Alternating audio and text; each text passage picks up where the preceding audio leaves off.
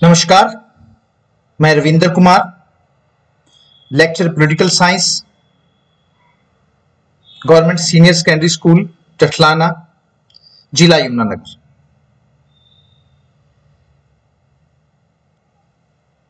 कक्षा 12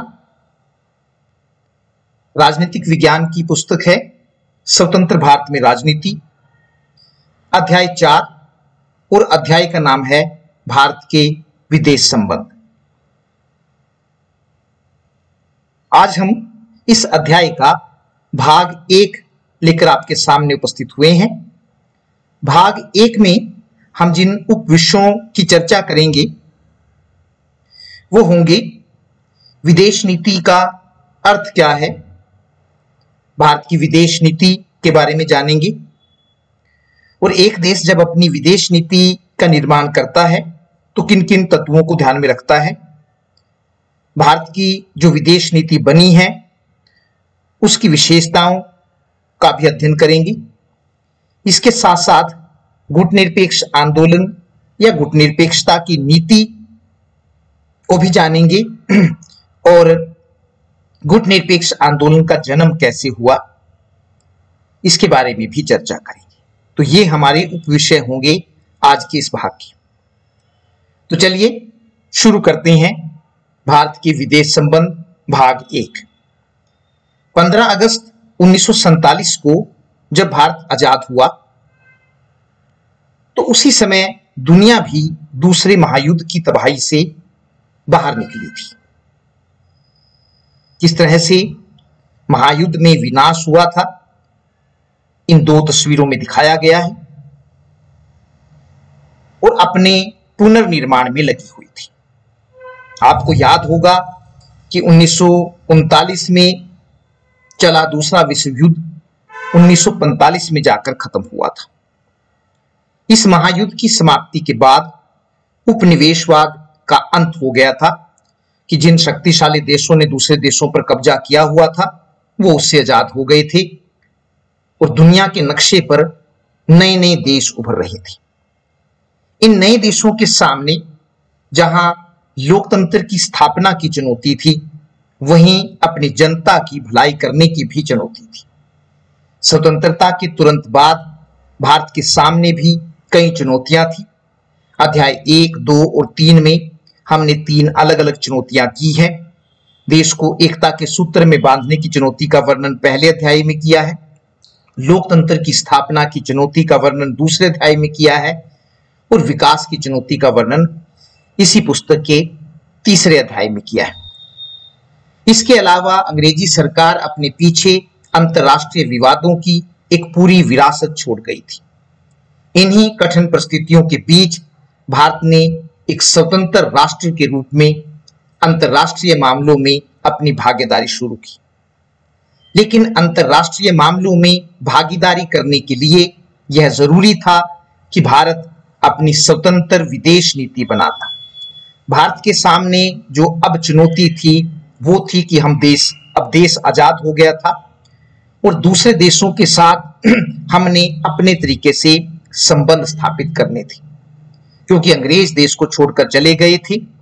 उस समय अंग्रेज ये तय करते थे कि भारत दूसरे देशों के साथ या भारत की दूसरे देशों के साथ कैसी नीति होगी, किस प्रकार के संबंध तय करेगा।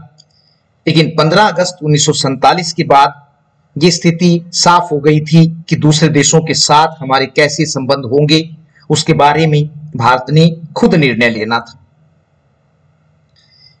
तो सबसे पहले ये जान लेना जरूरी है कि विदेश नीति का अर्थ क्या है।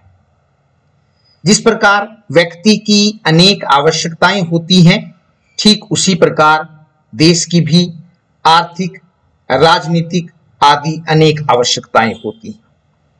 जिस प्रकार व्यक्ति अपनी जरूरतें स्वयं पूरी नहीं कर सकता है, ठीक उसी प्रकार कोई भी देश अपनी सभी आवश्यकताओं को अकेला रहकर पूरी नहीं कर सकता है। अगर दुनिया में कोई देश ऐसा नहीं है जिसे किसी दूसरे देश की जरूरत नहीं है। किसी देश के पास कुछ चीजें हैं, किसी देश के पास कुछ चीजें हैं, तो हमें अपनी जरूरतों को पूरा करने के लिए उनसे संबंध बनाने पड़ते हैं। इसलिए इन आवश्यकताओं को पूरा करने के लिए प्रत्येक देश को दूसरे देशों के साथ संबंध स्थापित करने पड़ते हैं। दुनिया में कोई भी देश दूसरी पूरी दुनिया से अलग रहकर नहीं जी सकता है। इन संबंधों को स्थापित करने के लिए एक देश जो नीति अपनाता है उसे उसकी विदेश नीति कहते हैं।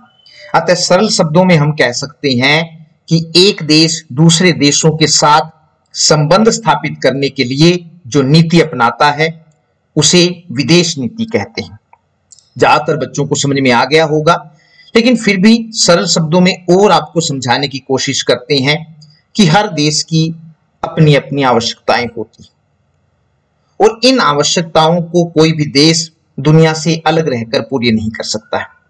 इसलिए इन आवश्यकताओं को पूरा करने के लिए उसे दूसरे देशों से मिलना पड़ता है उन अपनी आवश्यकताओं के कारण। तो एक देश अपनी आवश्यकता को पूरा करने के लिए किसी दूसरे देश के साथ कैसी नीति अपनाएगा, मित्रता वाली नीति अपनाएगा या फिर शत्रुता वाली नीति अपनाएगा या फिर तटस्थ रहेगा, ये विदेश नीति द्वारा तय होता है। अतः एक देश दूसरे देशों के साथ संबंध स्थापित करने के लिए जो नीति अपनाता है उसे विदेश नीति कहते हैं। भारत की विदेश नीति या फिर नेहरू की विदेश नीति, कई बार भारत की विदेश नीति को नेहरू की विदेश नीति भी कह देते हैं।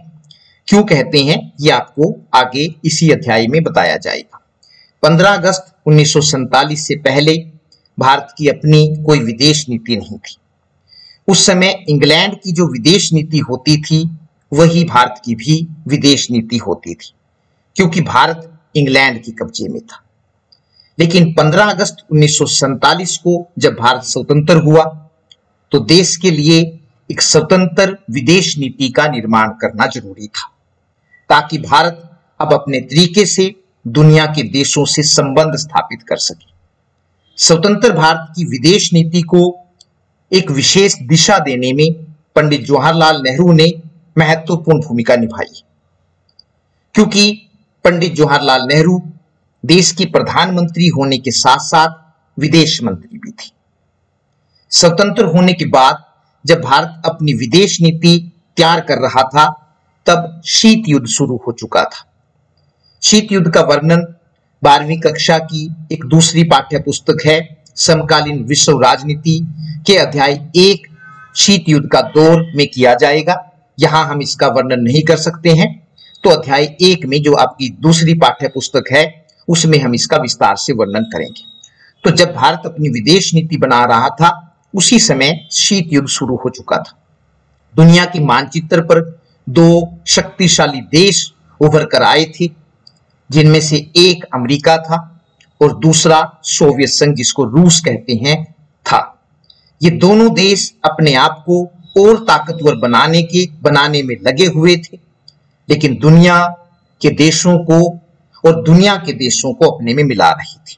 तो 2 देश जो पहले देश हुआ करते थे, दूसरे विश्व युद्ध से पहले जो शक्तिशाली देश हुआ करते थे वो खत्म हो चुके थे और 2 नए देश उभर कर सामने आए थे, जिसमें एक अमेरिका था और एक सोवियत संघ था, और ये दुनिया के देशों को अपने में मिलाकर अपनी ताकत बढ़ा रहे थे। इसलिए दुनिया बड़ी तेजी से 2 गुटों में बढ़ती जा रही थी। इनमें से एक गुट साम्यवादी गुट था, जिसका नेतृत्व सोवियत संघ रूस कर रहा था, और दूसरा गुट पूंजीवादी गुट था, जिसका नेतृत्व अमेरिका कर रहा था। ठीक इसी समय एशिया और अफ्रीका महाद्वीप में बहुत से देश स्वतंत्र हुए, क्योंकि उपनिवेशवाद का अंत हो गया था और जो देश पहले किसी के गुलाम हुआ करते थे वो अब स्वतंत्र हो गए थे। इन देशों को, जो नए स्वतंत्र देश हुए थे, तो इन देशों को अपने विकास के लिए विदेशी सहायता की जरूरत थी। इसलिए विदेशी सहायता प्राप्त करने के लिए अनेक विकासशील देशों ने ताकतवर देशों के कहने पर अपनी विदेश नीति बनाई, क्योंकि इन्हें इन ताकतवर देशों से अनुदान भी चाहिए था और कर्ज भी चाहिए था, ताकि ये अपना विकास कर सके। और ये देश 2 ताकतवर देशों से सहायता तभी प्राप्त कर सकते थे जब वो उनके कहने के अनुसार चले। इस कर्ज अथवा अनुदान को प्राप्त करने के लिए कुछ देश अमेरिका वाले गुट में शामिल हो गए, जिनको अमेरिका से कर्ज मिला या जिनको अनुदान अमेरिका से मिला वो अमेरिका वाले गुट में शामिल हो गए, और जिन देशों को सोवियत संघ से कर्ज मिला या सोवियत संघ से सहायता मिली वो सोवियत संघ वाले गुट में शामिल हो गई। लेकिन भारत ने दोनों गुटों से अलग रहते हुए अपनी अलग विदेश नीति बनाई, लेकिन भारत दोनों गुटों में से किसी भी गुट में शामिल नहीं हुआ। उस समय पंडित जवाहरलाल नेहरू ने जो विदेश नीति बनाई उसके 3 उद्देश्य थे, और वो 3 उद्देश्य क्या क्या थी? लंबे संघर्ष के बाद प्राप्त की गई स्वतंत्रता को बनाए रखना, देश की एकता और अखंडता को बनाए रखना, और तीसरा था देश का तेज गति से आर्थिक विकास करना। तो हमारी जो विदेश नीति थी, या जिसको हम नेहरू की विदेश नीति कहते हैं, वो 3 उद्देश्यों पर आधारित थी। इन 3 उद्देश्यों को प्राप्त करने के लिए नेहरू ने गुट निरपेक्षता की नीति अपनाई। उनको लगा कि इन 3 उद्देश्यों को गुट निरपेक्षता के द्वारा अच्छी प्रकार से प्राप्त किया जा सकता है। गुट निरपेक्षता की नीति क्या थी, ये इसी भाग के अगले वाली स्लाइडों में इसका वर्णन किया जाएगा। विदेश नीति का अर्थ समझने के बाद नेक्स्ट जो प्रश्न पैदा होता है वो है विदेश नीति के निर्धारक तत्व। जब कोई देश अपनी विदेश नीति का निर्माण करता है तो वह कई तत्वों को ध्यान में रखता है। जब भी कोई देश अपनी विदेश नीति बनाता है तो उसे कई तत्वों को ध्यान में रखना पड़ता है। इनमें से कुछ तत्व इस प्रकार हैं। कौन कौन से तत्व हैं जिनको एक देश अपनी विदेश नीति का निर्माण करते समय ध्यान में रखता है? उसमें पहला है भौगोलिक तत्व, कि देश का भूगोल कैसा है, भूगोल पर देश की स्थिति क्या है। किसी भी देश की विदेश नीति उस देश की भौगोलिक परिस्थितियों से प्रभावित होती है। भारत की विदेश नीति भी यहाँ की भौगोलिक परिस्थितियों से प्रभावित है। भारत के उत्तर में चीन है, जिससे भारत का एक बार 1962 में युद्ध हो चुका है। पश्चिम में पाकिस्तान है, जिसके साथ भारत के संबंध कभी भी अच्छे नहीं रहे हैं। जब से भारत और पाकिस्तान का निर्माण हुआ है तो दोनों देशों के बीच तनावपूर्ण संबंध रहे। नक्शे में आप देख रहे हैं कि कहाँ भारत है, और भारत जो है वो दोनों या तीनों तरफ से कई प्रकार के देशों से घिरा हुआ है। पश्चिम में पाकिस्तान है, उत्तर में चले जाएं तो नेपाल, चाइना है, चीन है, भूटान है, बर्मा है जिसको हम म्यांमार कहते हैं, बांग्लादेश कहते हैं। तो भारत को जब अपनी विदेश नीति बनाएगा तो उसको इस बात का जरूर ध्यान रखना पड़ेगा कि उसका भूगोल कैसा है, अपने पड़ोसी देशों का ध्यान रखना पड़ेगा। अतः भारत ऐसी विदेश नीति का निर्माण नहीं कर सकता जो उसके पड़ोसी देशों के विरुद्ध हो, क्योंकि हमने बताया आपको विदेश नीति एक देश अपनी जरूरतों को पूरा करने के लिए दूसरे देशों से जो संबंध बनाता है, संबंध बनाने के लिए जो नीति अपनाता है उसको उसकी विदेश नीति कहता है। और एक देश अपने जरूरतों को अपने पड़ोसी देशों से ज्यादा पूरा कर सकता है। तो भारत ऐसी विदेश नीति का निर्माण नहीं कर सकता जो उसके पड़ोसी देशों के विरुद्ध हो। अतः अपने पड़ोसी देशों के साथ मित्रतापूर्ण संबंध स्थापित करना भारत की विदेश नीति रही है। दूसरा तत्व है ऐतिहासिक तत्व। इतिहास किसी देश का भी निर्भर करता है कि उसका इतिहास शांतिपूर्ण रहा है या फिर लड़ाई झगड़े वाला रहा है। विदेश नीति किसी देश के इतिहास पर भी निर्भर करती है। भारत प्राचीन काल से ही एक शांति प्रिय देश रहा है। यहाँ के लोगों के विचारों पर गौतम बुद्ध, महावीर जैन, गुरु नानक देव और महात्मा गांधी जैसे महान लोगों के विचारों का प्रभाव पड़ा है।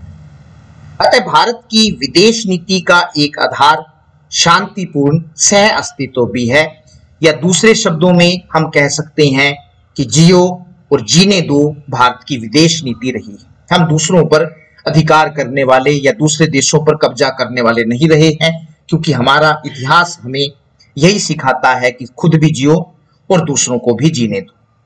तीसरा निर्धारक तत्व है आर्थिक तत्व, कि देश यदि आर्थिक रूप से मजबूत है तो फिर वो दूसरे देशों से जब संबंध स्थापित करेगा तो इस बात को ध्यान में रखेगा कि वो किन देशों से अपनी आर्थिक आवश्यकताएं पूरी कर सकता है। जब देश आजाद हुआ तो देश में गरीबी, बेरोजगारी और भूखमरी का बोलबाला था। उस समय देश के पास इतना पैसा नहीं था कि वह खुद इन समस्याओं को दूर कर सकता। अतः देश के आर्थिक विकास के लिए विदेशी सहायता की जरूरत है। हमें दूसरे देशों से पैसे की जरूरत है। अतः दूसरे देशों से आर्थिक सहायता प्राप्त करने के लिए उनसे मित्रतापूर्ण संबंध स्थापित करना भी भारत की विदेश नीति रही। तो हमने उन देशों से संबंध स्थापित किए हैं जो हमारी आर्थिक आवश्यकताओं को पूरा कर सकते थे, क्योंकि देश के आर्थिक विकास के लिए देश को पैसे की जरूरत थी। चौथा जो तत्व है वो है अंतरराष्ट्रीय तत्व, यानी कि पूरे संसार में क्या घट रहा है। जब भी कोई देश अपनी विदेश नीति बनाता है तो इन बातों को भी ध्यान रखता है कि विश्व पटल पर क्या चल रहा है। जब भारत आजाद हुआ तो उस समय पूरा विश्व दो गुटों में बटा हुआ था। एक गुट सोवियत संघ का गुट था और दूसरा गुट अमेरिका का गुट था। दुनिया की ज्यादातर देश किसी न किसी गुट में शामिल हो रहे थे। भारत के लिए किसी एक गुट में शामिल होने का अर्थ अपनी स्वतंत्रता को फिर से गिरवी रख देना था। इसलिए भारत ने दोनों गुटों में से किसी भी गुट में शामिल न होने का निर्णय लिया। पांचवा निर्धारक तत्व है सैनिक तत्व। सेना की स्थिति भी देखी जाती है। अगर सैनिक देश की सेना मजबूत है, अस्त्र शस्त्र उसके पास हैं, तो फिर दूसरे देशों से संबंध स्थापित करने में एहतियात बरता जाता है। लेकिन जब भारत आजाद हुआ तो उस समय वह सैनिक दृष्टि से एक कमजोर देश था। देश की सेना के पास आधुनिक अस्त्र शस्त्रों की भारी कमी थी। अतः सेना को आधुनिक अस्त्र शस्त्रों से युक्त करने के लिए उन सभी देशों के साथ संबंध स्थापित करना जरूरी था जिनके पास ये अस्त्र शस्त्र थे, क्योंकि सेना को अस्त्र शस्त्र के से भी लैस करना था। इसलिए उन सभी देशों से संबंध स्थापित करना जरूरी था जो इन अस्त्र शस्त्रों को हमारी सेना को दे सकते थे। इसके अलावा जो अगला निर्धारक तत्व है वो है संवैधानिक प्रावधान। जब कोई देश अपनी विदेश नीति का निर्माण करता है तो ये भी देखता है कि संविधान में क्या प्रावधान किए गए। हमारे संविधान की धारा 51 में, और धारा 51 जो है वो राज्य नीति के निदेशक सिद्धांत है। विदेश नीति के बारे में कुछ प्रावधान किए गए हैं। अपनी विदेश नीति का निर्माण करते समय हमने इन प्रावधानों को भी ध्यान में रखा है। ये प्रावधान इस प्रकार हैं। क्या क्या प्रावधान हमारे संविधान में है विदेश नीति के बारे में? उसमें अंतर्राष्ट्रीय संधियों का सम्मान करना, अंतर्राष्ट्रीय शांति को बढ़ावा देना, सभी देशों की एकता और अखंडता का सम्मान करना, अंतर्राष्ट्रीय झगड़ों को सुलझाने में बिचौलिए की भूमिका निभाना। तो अपनी विदेश नीति का निर्माण करते समय संविधान में जो प्रावधान किए गए हैं हमने उनका भी ध्यान रखा है। अगला प्रश्न पैदा होता है कि भारत की जो विदेश नीति है उसकी विशेषताएं क्या है? क्या वे मुख्य बातें हैं जो हमने अपनी विदेश नीति में शामिल की है? तो इनको विदेश नीति के सिद्धांत भी कह सकते हैं और विदेश नीति की विशेषताएं भी कह सकते हैं। क्या है वो हमारी खास खास बातें विदेश नीति की? पहली जो विशेषता है हमारी विदेश नीति की वो है गुटनिरपेक्षता। भारत की विदेश नीति की पहली विशेषता गुटनिरपेक्षता रही है। जब भारत आजाद हुआ तो उस समय पूरा विश्व दो गुटों में बटा हुआ था। एक गुट सोवियत संघ रूस का गुट था और दूसरा गुट अमेरिका का गुट था। दुनिया की ज्यादातर देश किसी न किसी गुट में शामिल हो रहे थे। भारत के लिए किसी एक गुट में शामिल होने का अर्थ अपनी स्वतंत्रता को फिर से गिरवी रख देना था। इसलिए भारत ने दोनों गुटों में से किसी भी गुट में शामिल न होने का निर्णय लिया। इसलिए हमारी विदेश नीति की पहली विशेषता गुटनिरपेक्षता है। दूसरी विशेषता है उपनिवेशवाद का विरोध। क्या है उपनिवेशवाद? उपनिवेशवाद का अर्थ ऐसी नीति से है जिसमें एक देश दूसरे देश को अपना गुलाम बना लेता है और फिर अपने फायदे के लिए उसका शोषण करता है। भारत लंबे समय तक उपनिवेशवाद का शिकार रहा है। अंग्रेजों ने करीब 200 सालों तक भारत का खूब शोषण किया और इसे गरीब देश बना दिया। अतः उपनिवेशवाद के भुगत भोगी होने के कारण उपनिवेशवाद का विरोध करना भी भारत की विदेश नीति रही है। तीसरी जो विशेषता है वो है पंचशील के सिद्धांत। पंचशील से अभिप्राय उन 5 सिद्धांतों से है जिनका यदि पालन किया जाए तो विश्व में शांति स्थापित की जा सकती है। इन सिद्धांतों की घोषणा भारत के प्रधानमंत्री पंडित जवाहरलाल नेहरू और चीन के प्रधानमंत्री चाउ एन लाई ने 1954 में की थी। ये 5 सिद्धांत इस प्रकार हैं। उसमें पहला है एक दूसरे की प्रभुसत्ता का सम्मान करना, एक दूसरे पर आक्रमण न करना, एक दूसरे के आंतरिक मामलों में दखल अंदाजी न करना, चौथा है एक दूसरे के लाभ के लिए काम करना, और 5वां है शांतिपूर्ण सह अस्तित्व, पीसफुल को एग्जिस्टेंस, या जिसको हम कह सकते हैं जियो और जीने दो की नीति में विश्वास करना। तो ये 5 सिद्धांत हैं, इसलिए इनको पंचशील, तो हमारी जो विदेश नीति है वो पंचशील के सिद्धांत पर भी आधारित है। चौथी विशेषता है निशस्त्रीकरण, शस्त्रों का न होना या परमाणु हथियारों को खत्म करना। भारत का शुरू से ही यह मानना रहा है कि अस्त्र शस्त्रों की होड़ से युद्ध की संभावना बढ़ती है। इसलिए भारत का मानना है कि विनाश करने वाले परमाणु हथियारों को पूरी तरह से खत्म किया जाना चाहिए और परमाणु शक्ति का प्रयोग विकास कार्यों में किया जाना चाहिए। अतः निशस्त्रीकरण भी भारत की विदेश नीति रही है। 5वीं जो विशेषता है वो है पड़ोसी देशों के साथ मित्रतापूर्ण संबंध स्थापित करना। तो उत्तर पश्चिम और पूर्व के हिसाब से अगर हम देखें तो भारत कई देशों से घिरा हुआ है, इसलिए उन देशों के साथ मित्रतापूर्ण संबंध स्थापित करना भी भारत की विदेश नीति की एक खास विशेषता रही। अपने पड़ोसी देशों के साथ मित्रतापूर्ण संबंध स्थापित करना भी भारत की विदेश नीति रही है। पाकिस्तान ने भारत पर अनेक बार आक्रमण किया। इसी प्रकार 1962 में चीन ने भी भारत पर आक्रमण किया और भारत के एक बड़े हिस्से पर कब्जा कर लिया। इसके बावजूद भी भारत इन देशों के साथ मित्रतापूर्ण संबंध स्थापित करने के लिए प्रयत्नशील है, क्योंकि भारत इस बात को अच्छी तरह से जानता है कि अपने पड़ोसी देशों को नाराज नहीं किया जा सकता है। 6ठी विशेषता है संयुक्त राष्ट्र संघ का समर्थन।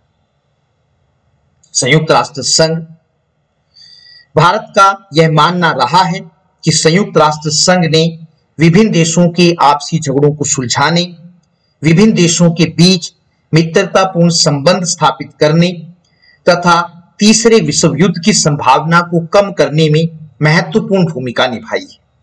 इसलिए संयुक्त राष्ट्र संघ के सभी कार्यों में सहयोग देना भारत की विदेश नीति रही है। 7वीं विशेषता है रंग भेद की नीति का विरोध। रंग भेद की नीति का दक्षिण अफ्रीका शिकार रहा है। ये एक पोस्टर दिखाया गया है जो समय वहां पर लगे होते थे। दक्षिण अफ्रीका रंग भेद की नीति का सबसे ज्यादा शिकार रहा है। वहां पर गोरे लोग वर्षों तक काले लोगों पर शासन करते रहे हैं। भारत का यह मानना रहा है कि रंग भेद की नीति समानता के खिलाफ है। इसलिए भारत ने समय समय पर संयुक्त राष्ट्र संघ में रंग भेद की नीति के खिलाफ आवाज उठाई है। मतलब हमारी विदेश नीति की जो एक विशेषता है वो है रंग के आधार पर जो भेदभाव होता है उसका विरोध करना। अगली विशेषता है आतंकवाद का विरोध। आतंकवाद आज किसी एक देश की समस्या नहीं है, बल्कि दुनिया के सभी देश इससे प्रभावित हैं। अतः आतंकवाद के हर प्रकार का विरोध करना भी भारत की विदेश नीति रही। तो ये मुख्य विशेषताएं हैं जो भारत की विदेश नीति की रही है। अगला जो उप विषय है जो हमने इस अध्याय में करना है वो है गुट निरपेक्ष आंदोलन, नॉन अलायन मूवमेंट, या फिर गुट निरपेक्षता की नीति क्या है, इसके बारे में आपको बताना है। गुट निरपेक्षता की नीति भारत की विदेश नीति की एक महत्वपूर्ण विशेषता रही है। अतः यह जान लेना जरूरी है कि गुट निरपेक्षता की नीति क्या है। 1945 में जब दूसरा विश्व युद्ध खत्म हुआ तो 2 शक्तिशाली देश उभर कर सामने आए, जिनमें से एक अमेरिका था और दूसरा सोवियत संघ या रूस था। इन दोनों देशों ने अपनी अपनी शक्ति को बढ़ाने के लिए विश्व के देशों को अपने गुट में मिलाना शुरू कर दिया। इससे पूरा विश्व 2 गुटों में बंट गया। एक गुट साम्यवादी गुट था जिसका नेतृत्व सोवियत संघ या रूस कर रहा था, और दूसरा गुट पूंजीवादी गुट था जिसका नेतृत्व अमेरिका कर रहा था। इसी समय एशिया और अफ्रीका महाद्वीप में बहुत से देश स्वतंत्र हुए, जिनमें भारत भी एक था। जब पूरी दुनिया दो गुटों में बटी हुई थी और बढ़ती जा रही थी, कुछ देश जिनको अमेरिका से सहायता मिल रही थी वो अमेरिका वाले गुट में शामिल हो रहे थे, और कुछ देश जिनकी सोवियत संघ सहायता कर रहा था वो सोवियत संघ वाले गुट में शामिल हो रहे थे। तो इसी दौरान और भी बहुत से देश स्वतंत्र हुए और उनमें भारत भी एक था। दोनों गुटों में इन नए स्वतंत्र देशों को अपने अपने गुट में शामिल करने की होड़ सी लग गई। इसके लिए नए स्वतंत्र देशों को अनुदान और कर्ज भी दिए गए। तो ये आप देख रहे हैं कि उस समय कौन कौन से देश स्वतंत्र हुए। जो पिंक वाला आप देख रहे हैं ये वो देश हैं जो ब्रिटेन या इंग्लैंड के नियंत्रण से स्वतंत्र हुए थे, और जो लाइट ग्रीन जो हल्का हरा आप देख रहे हैं वो फ्रांस से स्वतंत्र हुए थे। उन दिनों भारत में भी कुछ पार्टियां और लोग ऐसे थे जिनका मानना था कि भारत को अमेरिका वाले गुट में शामिल होना चाहिए, क्योंकि भारत की तरह अमेरिका भी लोकतंत्र का हिमायती था। इस तरह से सोचने वालों में डॉक्टर बी.आर. अम्बेडकर भी या भीमराव अम्बेडकर भी शामिल थे, जिनका यह मानना था कि भारत को अमेरिका वाले गुट में शामिल होना चाहिए। दूसरी ओर साम्यवाद की विरोधी कुछ राजनीतिक पार्टियां भी चाहती थी कि भारत अपनी विदेश नीति अमेरिका के पक्ष में बनाए। ऐसे दलों में उस समय भारतीय जनसंघ और स्वतंत्र पार्टी प्रमुख थी, लेकिन विदेश नीति को तैयार करने में नेहरू ने काफी सावधानी बरती। इसलिए भारत सहित कुछ नए स्वतंत्र देशों ने दोनों गुटों में से किसी भी गुट में शामिल न होने का निर्णय लिया। कुछ देश ऐसे भी थे जिनमें भारत भी शामिल था, जिन्होंने ये निर्णय किया कि वे दोनों गुटों में से किसी भी गुट में शामिल नहीं होंगे, क्योंकि ये देश इस बात को अच्छी तरह से जानते थे कि किसी एक गुट में शामिल होने का अर्थ दूसरे गुट को नाराज करना था। इसलिए जिन नए स्वतंत्र देशों ने गुटों से अलग रहने के लिए जो नीति अपनाई उसे गुट निरपेक्षता की नीति कहते हैं। गुट निरपेक्षता का अर्थ क्या है? प्रश्न ये पैदा होता है कि गुट निरपेक्षता किसको कहेंगे? गुट निरपेक्षता का अर्थ शक्ति गुटों से अलग रहते हुए अंतरराष्ट्रीय प्रश्नों पर अपनी स्वतंत्र राय, दोनों गुटों से जब को देश अलग रहें और अंतरराष्ट्रीय परिप्रेक्ष्य पर या अंतरराष्ट्रीय प्रश्नों पर अपनी स्वतंत्र राय प्रकट कर सके, उसको हम कहते हैं गुट निरपेक्षता। गुट निरपेक्षता का अर्थ शक्ति गुटों से अलग रहते हुए अंतरराष्ट्रीय प्रश्नों पर अपनी स्वतंत्र राय देना है। अप्पादोराय ने कहा भी है, गुट निरपेक्षता का अर्थ साम्यवादी या पश्चिमी गुट के किसी भी राष्ट्र के साथ सैनिक संधि में शामिल न होना है। गुट निरपेक्ष आंदोलन का जन्म कैसे हुआ, कैसे ये हकीकत बना, इसका भी एक संक्षिप्त परिचय कर जान लेते हैं। गुट निरपेक्ष आंदोलन, भारत गुट निरपेक्ष आंदोलन का संस्थापक सदस्य रहा है या स्थापना करने वालों में से एक देश रहा है, और पंडित जवाहरलाल नेहरू ने गुट निरपेक्ष आंदोलन की स्थापना में महत्वपूर्ण भूमिका निभाई है। पंडित जवाहरलाल नेहरू गुट निरपेक्ष आंदोलन के संस्थापक।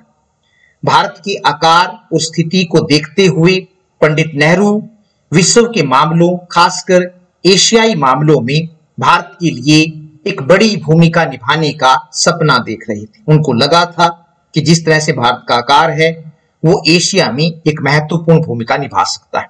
इसलिए नेहरू के दौर में भारत ने एशिया और अफ्रीका के नए स्वतंत्र देशों के साथ संपर्क बनाने शुरू कर दिए थे। इसी दिशा में भारत द्वारा सबसे पहला प्रयास मार्च 1947 में किया गया था, जब देश स्वतंत्र नहीं हुआ था, जब पंडित जवाहरलाल नेहरू ने नई दिल्ली में एशिया के नए स्वतंत्र देशों का एक सम्मेलन बुलाया था। इसे एशियाई संबंध सम्मेलन या एशियन रिलेशंस कॉन्फ्रेंस कहा जाता है। 1947 में मार्च में बुलाया गया था ये। इस सम्मेलन में बोलते हुए पंडित नेहरू ने कहा था, हम एशिया के लोग अब आत्मनिर्भर बनना चाहते हैं। पंडित नेहरू की कही हुई बात के गहरे मतलब थे। उनका मतलब था कि दोनों गुट जो हैं हम उनमें से किसी में भी शामिल नहीं होना चाहते हैं और अपना विकास अपने आप करना चाहते हैं। कुछ ऐसे ही विचार जो विचार पंडित जवाहरलाल नेहरू पेश कर रहे थे, विश्व के कुछ अन्य नेता भी प्रकट कर रहे थे। इन नेताओं में यूगोस्लाविया के राष्ट्रपति मार्शल टीटो, मिस्र के राष्ट्रपति कर्नल नासिर और इंडोनेशिया के प्रथम राष्ट्रपति अहमद सुकर्नो शामिल थे। इन सभी नेताओं की पहल पर 1955 में इंडोनेशिया के शहर बांडुंग में एशिया और अफ्रीका के देशों का एक सम्मेलन बुलाया गया। इंडोनेशिया के शहर, ये आप देख रहे हैं माउस के जरिए, अगर आपको दिखाया जाए तो ये सारे के सारे जो हैं, पीला है चाहे ये इंडोनेशिया है। अलग अलग समुद्र में द्वीप हैं जहां पर इंडोनेशिया है। अगले वाले ये सारा का सारा जो लाइट ग्रीन आप देख रहे हैं, ये इंडोनेशिया है, ये भी है, और ये बांडुंग है जगह जहां पर वो सम्मेलन बुलाया गया था। इसे एफ्रो एशियाई सम्मेलन 1955 कहा जाता है। क्योंकि यह बांडुंग में हुआ था, इसलिए इसे बांडुंग सम्मेलन के नाम से भी जाना जाता है। इसी सम्मेलन में गुटनिरपेक्ष आंदोलन की नींव पड़ी। इसी सम्मेलन में यह निर्णय लिया गया कि गुटनिरपेक्षता में विश्वास रखने वाले देशों को एक अलग पहचान देने के लिए समय समय पर गुटनिरपेक्ष देशों के शिखर सम्मेलन बुलाए जाएंगे। इसी बात को ध्यान में रखते हुए गुटनिरपेक्ष देशों का पहला शिखर सम्मेलन 1961 में यूगोस्लाविया की राजधानी बेलग्रेड में हुआ था, जिसमें 25 देशों ने भाग लिया था। तब से लेकर वर्ष 2016 तक के आंकड़े हमारे पास हैं। गुटनिरपेक्ष देशों के 17 शिखर सम्मेलन हो चुके हैं।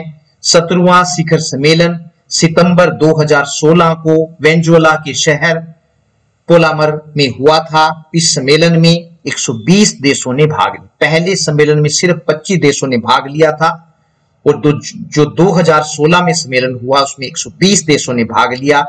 इससे अनुमान लगाया जा सकता है कि गुटनिरपेक्ष आंदोलन की जो भूमिका है वो बढ़ती जा रही है। तो गुटनिरपेक्ष देश मानचित्र में जो गहरा नीला रंग है वो गुटनिरपेक्ष आंदोलन के सदस्य देशों को दिखाता। जो गहरा नीला है वे सभी के सभी देश गुटनिरपेक्ष आंदोलन के सदस्य देश हैं।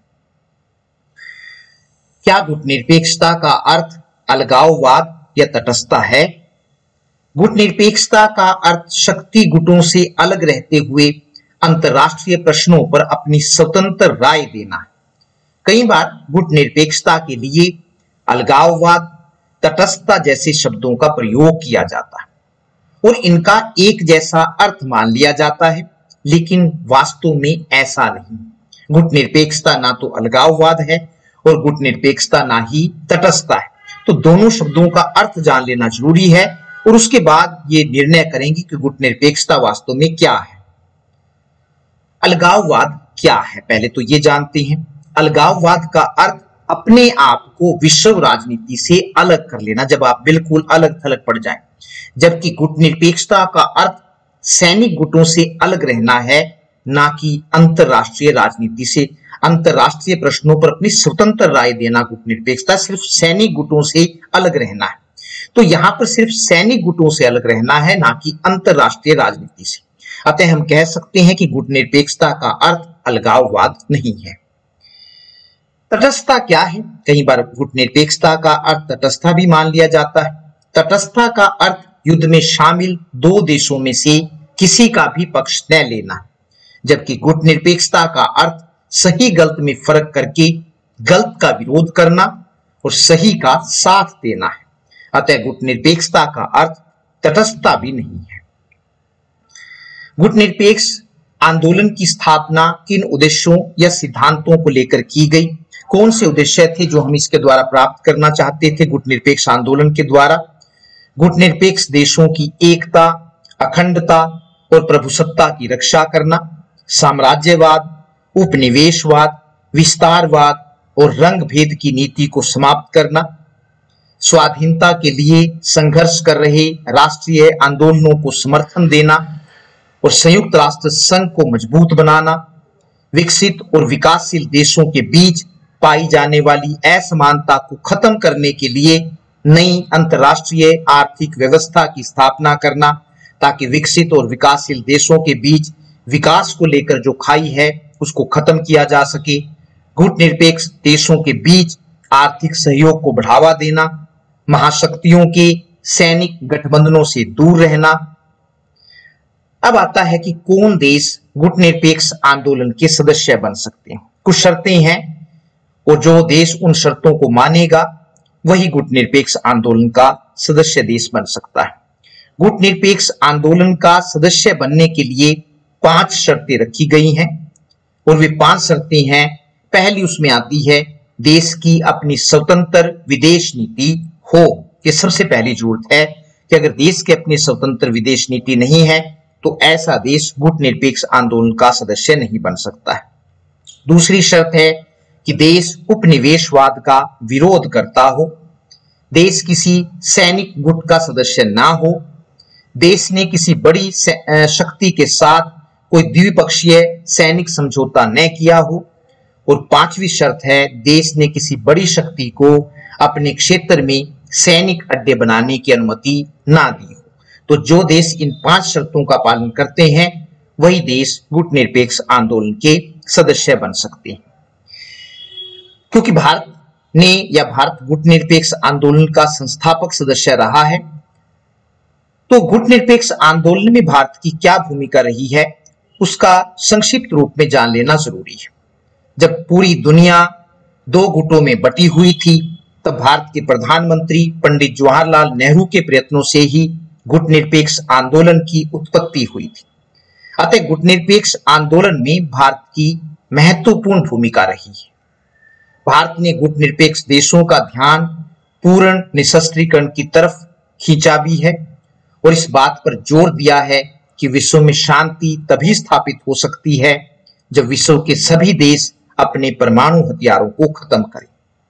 इसके अलावा भारत ने गुटनिरपेक्ष आंदोलन के शिखर सम्मेलनों में आतंकवाद के विरुद्ध भी आवाज उठाई है और गुटनिरपेक्ष देशों से अपील की है कि वे ना तो आतंकवादी गतिविधियों में शामिल हों और ना ही आतंकवाद को समर्थन दें।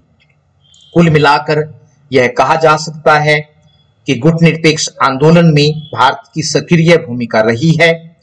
इसके सदस्यों की संख्या भी बढ़ी है।